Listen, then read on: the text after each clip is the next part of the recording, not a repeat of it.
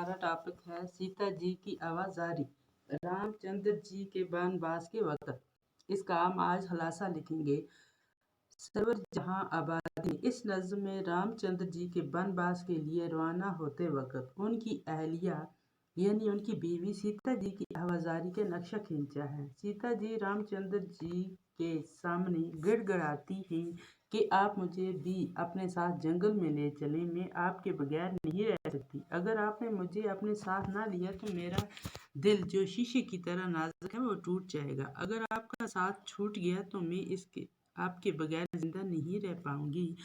आपसे दूर रहकर मेरा वक्त नहीं गुजरेगा, यानी मैं आपकी जुदाई बर्दाश्त नहीं कर सकूंगी। मुझे आपके साथ साथ रहने की आदत हो गई है, इसलिए अब मैं आपके बगैर नहीं रह सकती।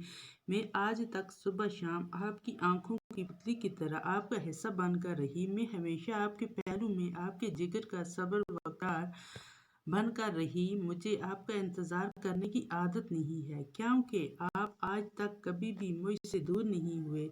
मुझ पर हमेशा ज़माने का करम रहा और इंतज़ार का गम मुझे कभी सहाना न पड़ा। मैं कैसे आपकी जुदाई के सदमे बर्दाश्त कर सकूंगी। आपकी जुदाई सहने से तो मेरा मर जाना बेहतर है। अगर आपने मुझे अपने साथ ना लिया तो मुझे यहीं छोड़ गए तो जंगल से वापस आकर आप मुझे जिंदा नहीं पाएंगे। अगर आप मेरे साथ होंगे तो मेरे लिए जंगल भी गुलिस्तान होगा और मैं जंगल की सख्तियाँ खुशी खुशी बर्दाश्त करूंगी। मेरे लिए खुशी और आराम इसी में है कि मैं आपकी खिदमत करती रहूं। ए मेरे शोर, मैं जंगल में आपके साथ खुशी खुशी रहूंगी, जैसे बनोरा गली के आस पास मंडलाता है और खुशी महसूस करता है। अगर आप मेरे साथ होंगे तो मैं दरख्तों की छाल को रेशम का कपड़ा समझकर अपने दरख्त जैसे तवील कद को सजाऊंगी। ए मेरे आका, अगर आप मेरे साथ होंगे तो फिर मुझे कोई गम नहीं है।